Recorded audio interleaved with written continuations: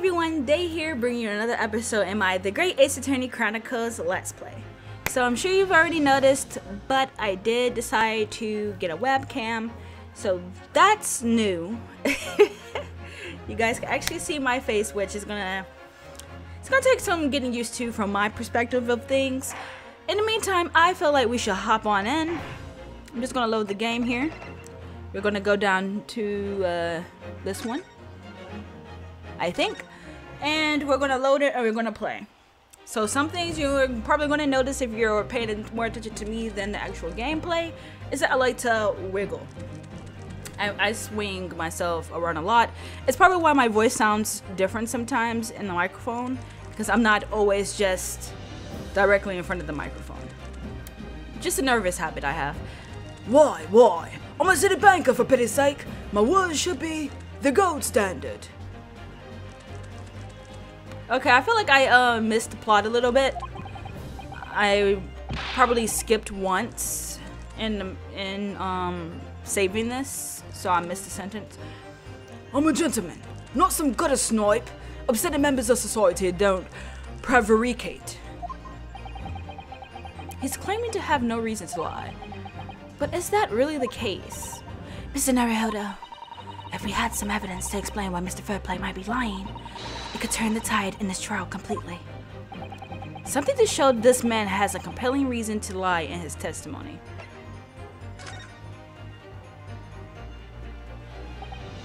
My lord! Yes, Consul? The defense is ready to present evidence. By Jove! Are you sure? Yes.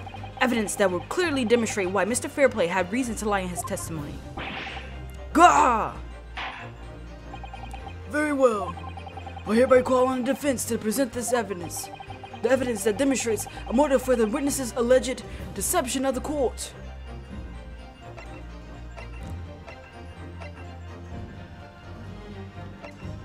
I don't think we have anything in here that like demonstrates fair play. And I can't go to witnesses. Crime scene, autopsy report. The only thing I could think of is something in here. This portfolio must contain all sorts of secrets of London's gentry. Oh dear, do you really think that we ought to look inside? Well, it's not as though we know many of London's gentry personally, is it? Apart from our great detective friend, perhaps? Actually, I wonder. Oh. This ledger is that, it's the book of people that owe debts to Mr. McGilded, right? Does Fairplay owe something to him? I assure you, we will not find Mr. Sholmes' name inside. No, not his name. Fairplay's. Maybe. Well, let's see what we find. Possibly. And... oh, it's Chicker Scratch. Yeah, I can't read this. Gosh, it's crammed full of gentlemen's names, isn't it? Well, I suppose they're probably not all gentlemen. At all, are they? After all, not everyone in this country is well off. Oh, so a gentleman is someone with money, I guess. Interesting, didn't know that. Ah, goodness. What is it? Look at this. Do you see the name here? Bruce Fairplay. Does Bruce mean something? Like, I know that some of these characters' names are like a play off of something. Oh, he said it. Bruce Fairplay. So his name is in here, though. Should that mean something to me? It does sound strangely familiar, actually. He's literally in front of you. He's literally right in front of you right as we speak, while you're going over this evidence. Bruce Fairplay, the witness testifying at this very moment. That's a nice touch. Does she always say that? Like, or is that just because right now is the time in which we need it? Interesting. Oh yes, of course, the banker. Why is his name in here? Ah, he borrowed 20 Guinness, did he? And look, the repayment date is fast approaching. It's possible that this is just a coincidence, of course, but this could be very useful information. The details of the debtor's ledger have been updated in the court record. Among the defendant's list of debtors is Bruce Fairplay, who would have been due to repay his loan imminently. It doesn't make full sense though, because he would have killed McGilded, right? He would not have killed the person sitting next to him. So, interesting. I guess that's what I present though. I mean, his name was in the book. It has to be what I present. This is a list of the debtors who owe money to Mr. McGilded. His voice. Yes, a list of innocent victims crippled by the accused's extortion. The point is, among the names of these debtors is your name, Mr. Bruce Fairplay. Oh, that got a reaction out of him. What? Mr. Fairplay, are you currently indebted financially to the accused? No, well, it's barely worthy of being called a debt. According to this ledger, you owe 20 Guinness, not an inconsiderable sum of money, wouldn't you say? Oh, well, what of it? Let's suppose Mr. McGilded were to be found guilty of murder. What would become of your debt in that case? Okay. I didn't even consider that line of logic. That is a way okay, so he just was gonna pin the blame. Or it didn't matter because McGilded is, if he was to be found guilty during this trial, he will be killed. So bye-bye debt, basically. These documents state that the loan agreement is forged between two individual parties. Therefore, with the creditor, the defendant here, to be sentenced to a capital punishment, all outstanding debts which were owed to him will be annulled. They will cease to exist. Yep. Cease to exist. Mr. Fairplay, is it not the case that you claimed in your testimony to have seen something you never in fact saw in a devious attempt to annul your debt of 20 Guinness to the defendant? Good. That's an interesting take. Order! Mr. Bruce Fairplay. Yes, my lord. Let me ask you again, and be aware that your answer may have most serious implications upon your future, sir. Grr. Did you, or did you not, see the precise moment in time at which the defendant is alleged to have thrust a knife into the victim? He's thinking. Your silence speaks volumes. You did not tell the truth in your testimony. Alright, now let's not make a melodrama out of this. Perhaps I did overstate the truth a pinch. Like a pinch of salt? Like, that's I don't think I've ever heard that one before, but that's interesting. A pinch? But it makes no difference. A little lie, white or black or icy, it doesn't matter. I definitely remember seeing blood on Mr. McGilded's hands. Both of them. Objection. He's holding firm. And yet, only one of the defendant's gloves, which we have here as evidence, is stained. Grr, so you keep saying. First, I wonder if I might be allowed to speak, sir. Go ahead, Mr. First. Well, the thing is, I think I remember seeing it myself as it happens. Seeing what? The bloody two hands, I'm guessing. The blood, sir, on the assailant's hands. I think, yes. I'm almost sure that it was on both of his hands, not just one. Nah, he's shaking. What? What? Well, I mean, if you have another defendant, or witness rather, saying that they saw blood on both his hands, like, okay. If he did do it, he would have had blood on both his hands at that point, right? That's just what they said. So it's now starting to sound like someone else did it.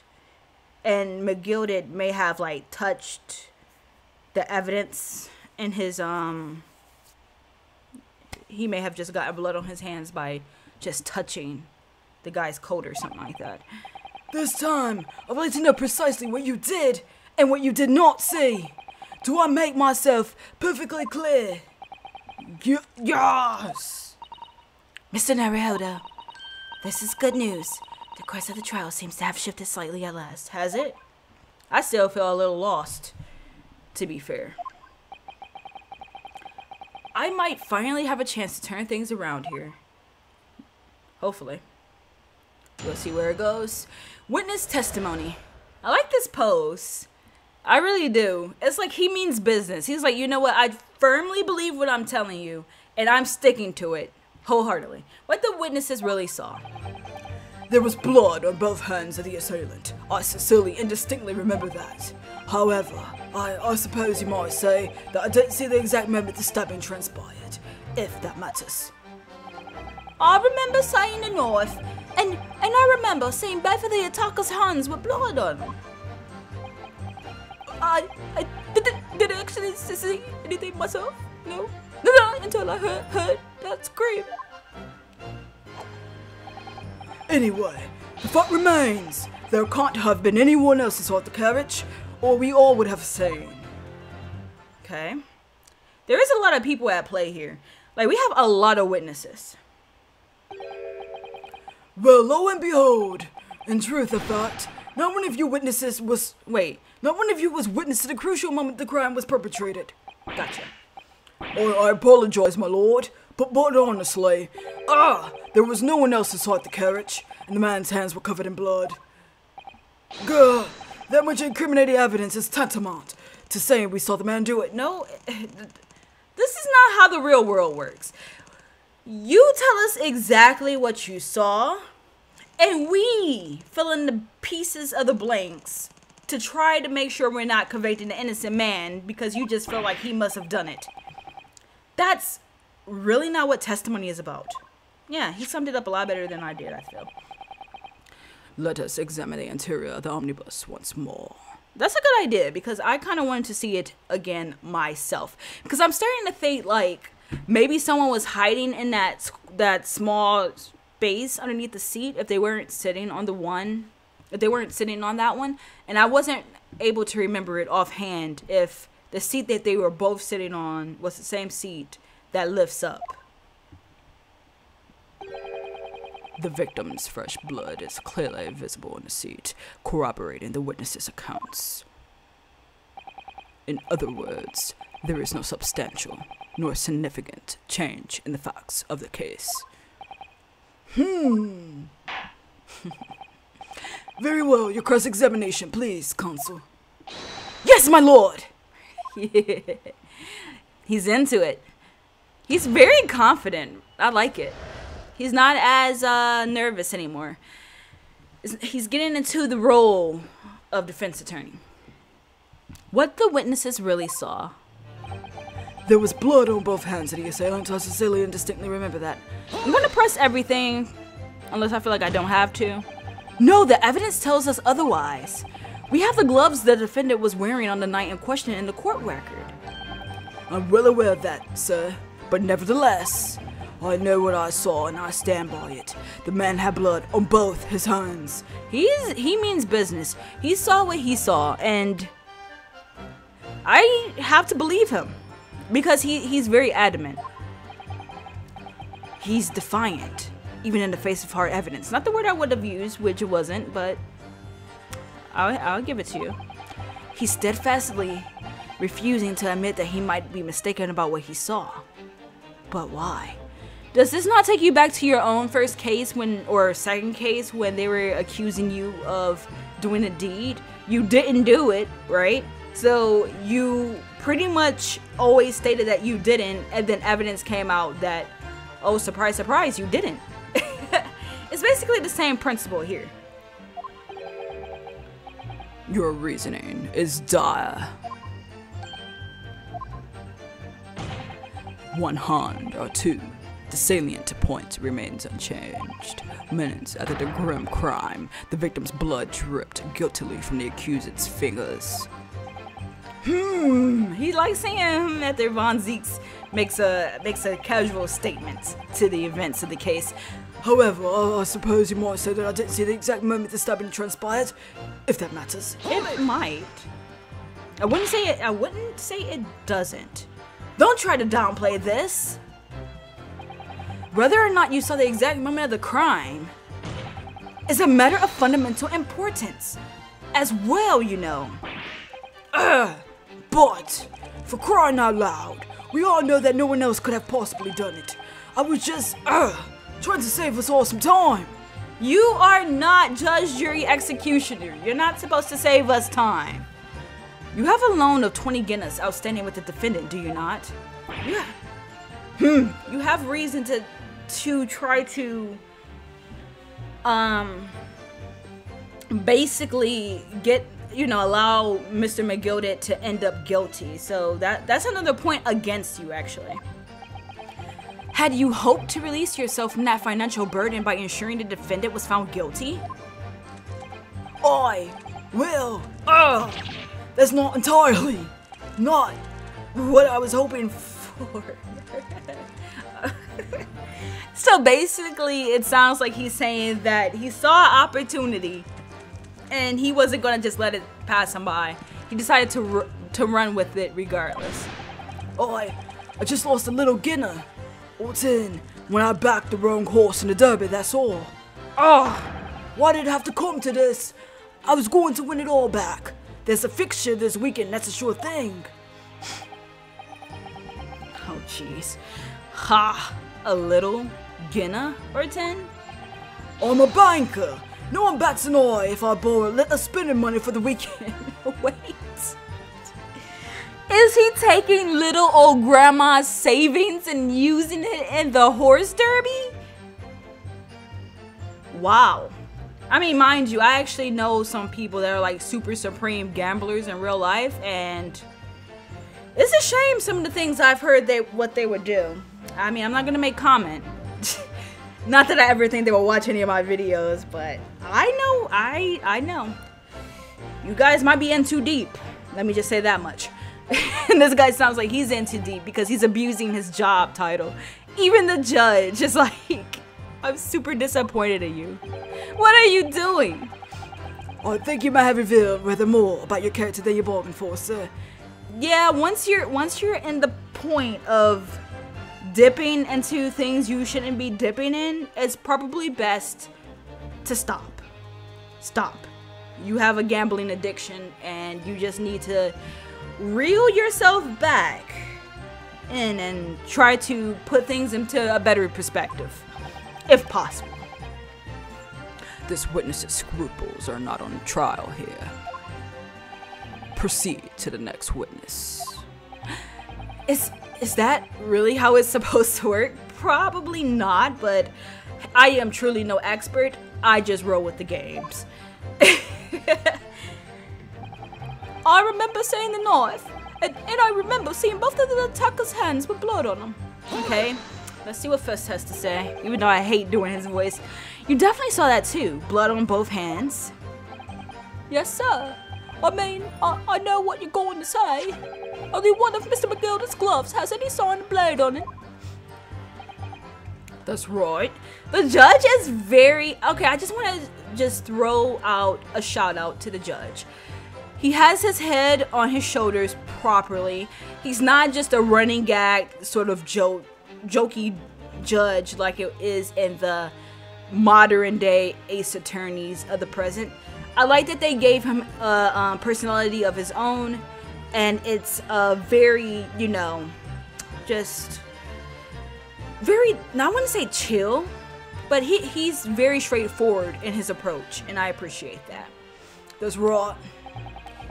The thing is, as far as I remember, sir, when I looked down and saw Mr. McGilded sitting beside the other fellow, I don't believe he was wearing any gloves, sir.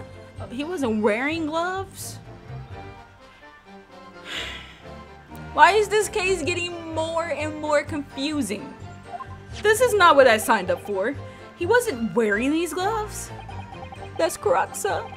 And I saw the blood on both his bare hands quite clearly.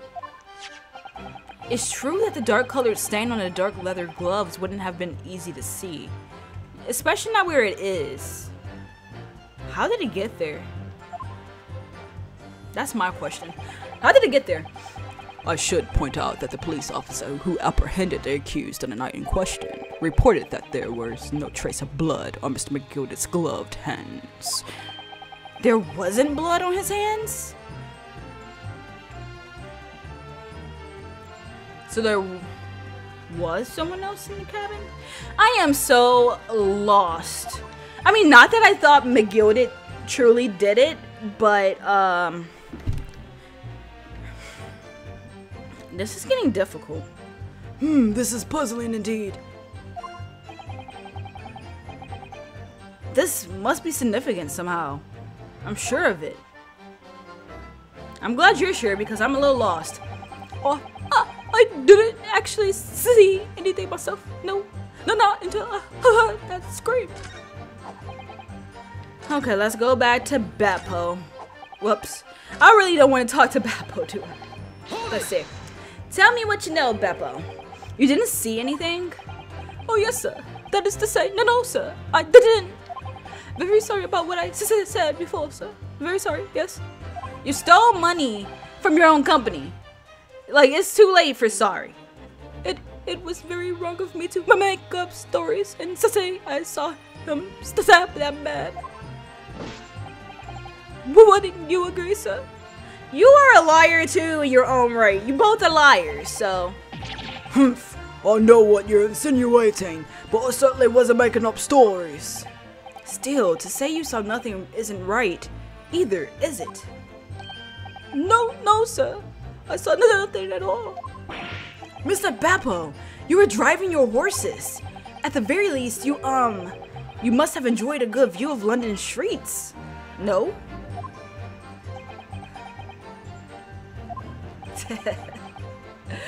What is he implying? He wasn't driving? So he was in the cabin? I don't freaking know. Oh, please, you didn't even see that? And at that point, we will start to doubt him. It was so cold that night, you see. It was all like due to keep from passing out, so. Guess my head was barely frozen solid. So sorry to say so. I know I'm like jumping, but I don't know how else to get that little stuttery stutter correct. It would seem prudent to avoid travel on the last omnibus service of London's cold winter nights.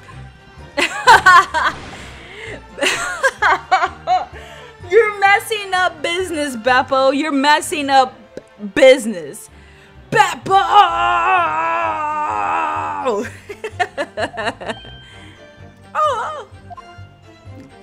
Oh, jeez. Anyway, the fact remains, there can't have been anyone else inside the carriage, or we all would have seen. I mean, true, I would think. And everything you saw of the incident was through the skylight on the roof of the omnibus. That's right. It was fiercely cold that night, but the glass wasn't frosted over. Oh yes, I remember I was shivering. It was so bitter. Which rather begs the question of why the pair of you were sitting on the roof deck in the first place. Well, I don't know about this young fellow, but I couldn't enter the cabin. Oh, why not? It was locked from the inside. I tried knocking, but no one opened the door. It was locked? That's right. And it's a public bus service, for pity's sake. That's not what I call fair play. Knee-slappingly good comedy there, using your last name like that. You clever blokey you, aren't you? That's not what I call fair play. Yes, I had exactly the same experience. I tried knocking, but the gent inside just gestured at me to clear off. So I had no choice but to climb up to the rooftop deck and look down longingly into the warm cabin below. Well, I can assure you I wasn't just looking down. I was glaring, longing hard. And did that accomplish anything, sir? Probably not. I mean, they're inside warm and cozy, and it doesn't matter to them at that point what's going on with you. And that's precisely why I can tell you with absolute confidence that if there was anyone else at all in that cabin, I would have noticed. So you never took your eyes off of what was going on inside? unequivocal, I would say. I'm not sure about these two witnesses. Could they really have seen everything inside the cabin through the skylight? No. Even though I don't know, I was saying yes, but when he asked that way, I'm gonna have to say no. Allow me to confirm one thing, Mr. Fairplay. Okay. You're riding this omnibus and witnessed the events in the cabin through the skylight in the floor of the upper deck. Is that right? That's right, yes. He's very honest right now. I mean, he was truly honest when he mentioned how he does business with his own company, or a job. I'm not sure he owns the bank. He's just a banker. In that case, there is a portion of the cabin interior that would have been out of sight from you. He's talking about the seats underneath where they're sitting, I guess. What? My golly, really? Obviously, at this stage, we can't say for sure. But the possibility cannot be denied that at the time of the incident, there could have been another passenger in the enclosed cabin of the omnibus. Objection! Okay. Enough hypothetical meandering, my Nipponese friend. The prosecution demands that you substantiate your claims. After all, the scene of the crime is here in the flesh. It is. Like, you made sure of that yourself. Very well, I will uphold the prosecution's demand. Okay. You will identify the area on this cross-sectional plan of the omnibus. I'm gonna have to go for the seat underneath, at least the main seat, because I'm pointing, but I always imagine the seat in the very front. I imagine that to be like, if you crane your head backwards, you know, you can see what goes on. So I guess they're trying to imply maybe they were sitting next to each other. I'm gonna have to roll with it because I don't know what else to click on. Take that! Both rows of seats on the roof face in the direction of travel. This is true. Whereas the seats in the enclosed cabin face each other. I guess they figured it would be too difficult to say, hey, look.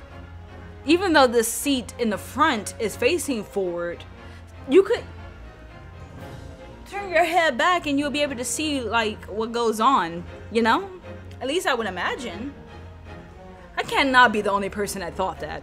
Whereas the seats in the enclosed cabin face each other, which means, okay, the visible part of the cabin, which passengers on the roof deck can see through the skylight, this is not fully true, and I like how they're not putting a person in that front forward seat, because it's possible for that person to look backwards and see like at least some legs, you know, through the skylight, I feel. It's as I've drawn here. Now, see, the people that are sitting there, that is literally going to be the only part they can fully view with their own vantage. So, I get that, but I don't know. There's some loose ends there. Ah! That's right, my lord. As you can see, the seat opposite the one on which the victim and his attacker were sitting is obscured from view. In other words, if someone had been sitting on that seat, it's quite possible that these witnesses would have been completely unaware of it. Gah! Okay. So far, I'm following, but it's quite possible some phantom was sitting there. You Nipponese have a forbidding? It's not foreboding, but habit of obscuring the truth with ambiguity. I concur with the prosecutor's rejoinder. In the British court of law, evidence is paramount. I cannot entertain this conjecture, Consul. That is, unless you're able to put a name to this mysterious passenger to whom you allude. Can you, Mr. Naruhodo? the mysterious passenger. Honestly, don't know. Who could it have been?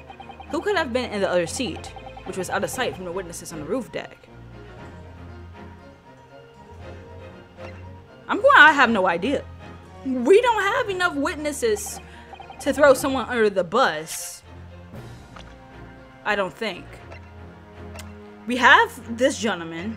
Then we have him, the victim whose name is Mason.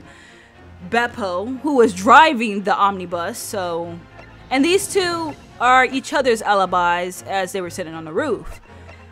So unless I call Strongheart, I don't know.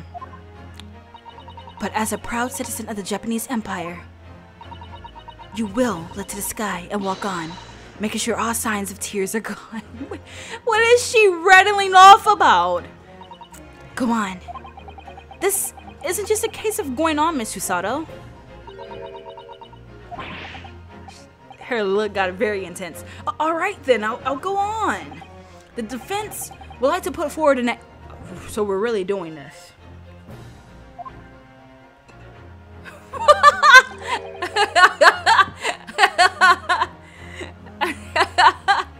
I love it. I love it. I love it. I love it. He's like, what he's claiming is absolutely foolhardy.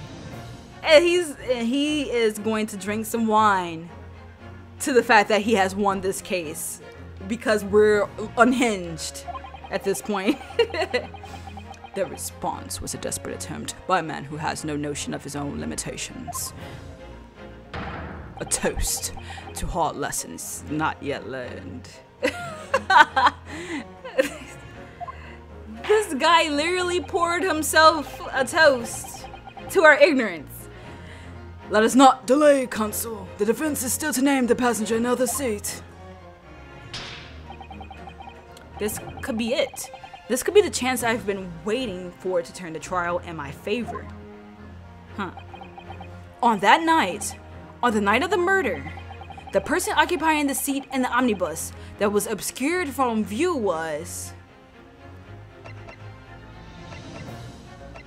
I'm guessing they're going here. I already ruled everyone else out. It can't be First. It can't be Fair Play. It can't be Beppo.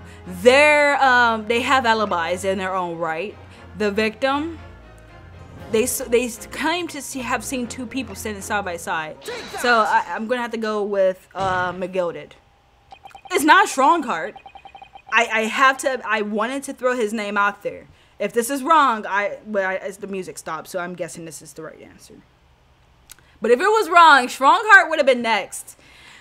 The passenger in the enclosed cabin that the witnesses on the roof deck failed to see has to have been Mr. Magnus McGilded himself. This was just a guess, so. Mr. McGilded.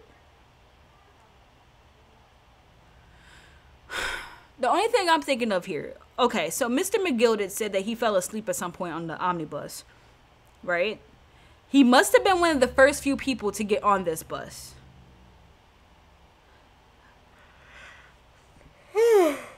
Sorry, I have no idea where I'm going with that. What are you talking about, Consul? That's the name of the defendant. I know. I did not wish to just throw it out there like that. Speaking of throwing, if I desecrate this chamber by smashing my hollow chalice, do forgive the discourtesy. Lord Von Zieks! People talk of those tiny island nations in the Far East as having a learning and culture of their own. But I see they use the terms ill-advisedly. What are you trying to say? Let me explain in terms that even a student of an artless backwater such as yourself might understand. I may have to revoke my comment at this moment. When the bloody scene unfolded, the victim and his assailant were sitting side by side. Multiple witnesses have attested to that fact. It's the very premise on which this case is built. Objection. Okay, but we're discounting the fact that there was someone sitting in the seat opposite what they were able to see. That's where we're going with. But that premise may be wrong. What? We just explained this to you a little bit, Von Zieks. If the victim really was sitting beside Mr. McGilded, It creates an inconsistency that can't be reconciled in any way. What inconsistency, Consul?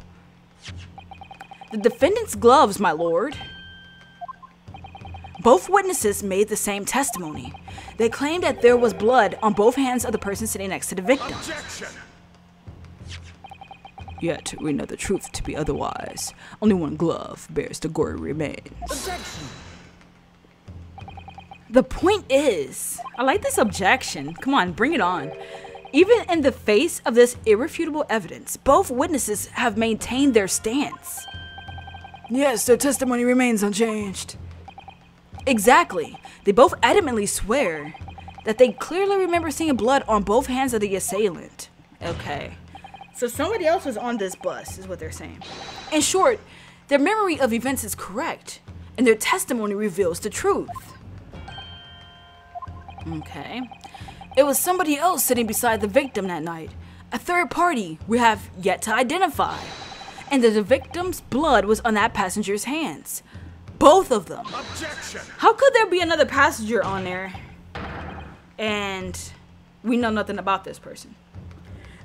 Wouldn't Beppo like have... We literally proved that Beppo swindled the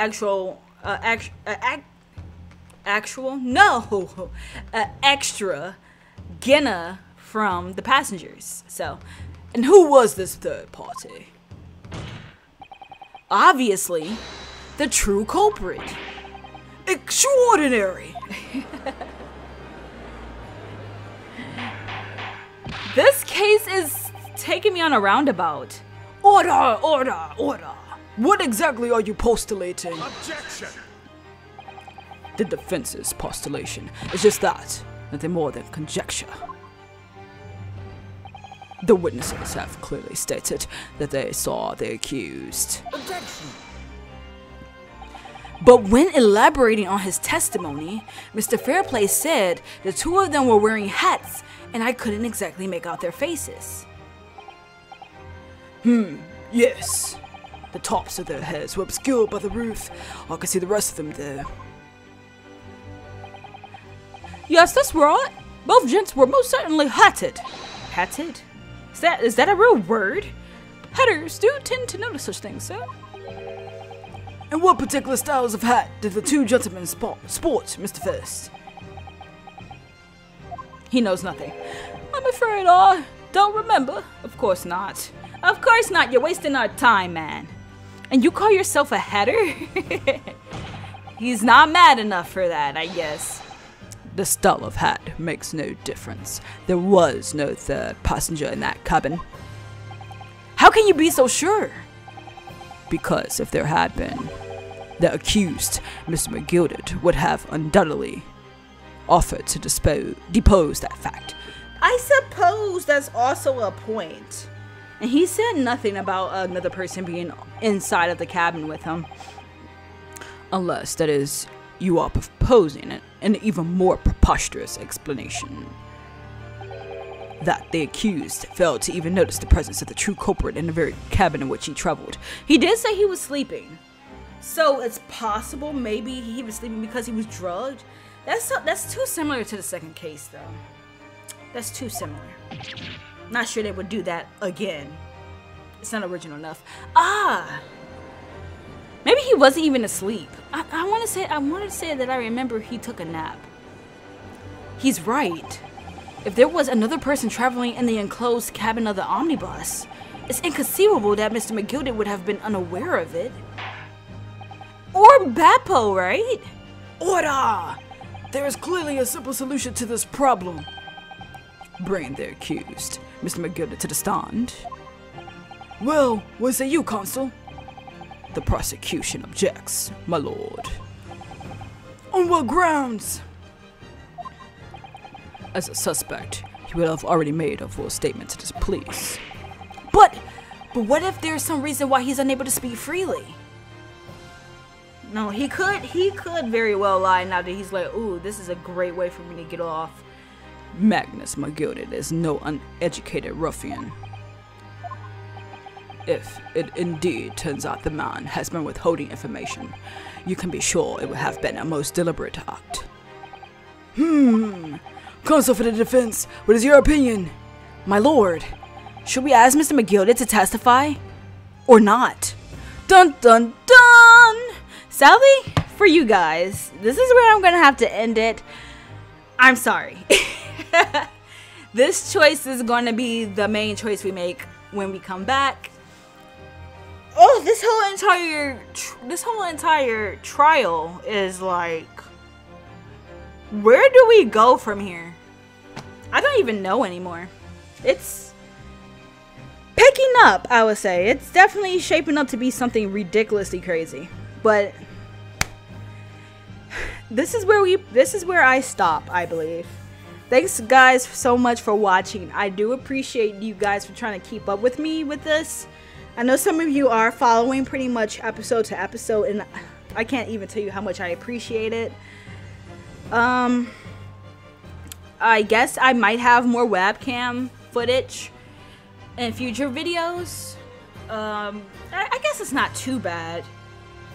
I don't feel completely uncomfortable the way I thought I might. So yeah, the webcam may stick around, maybe sometimes I will, maybe sometimes I won't, you know, barring a bad hair day or something like that. But in the meantime, I'm gonna I guess we're gonna prepare to hear McGilded's testimony next time. Fairly certain that will be the route I go. Spoilers! But yeah, thanks again, and until next time, I hope you all have a great and wonderful and most joyously awesome day. Until next time, bye!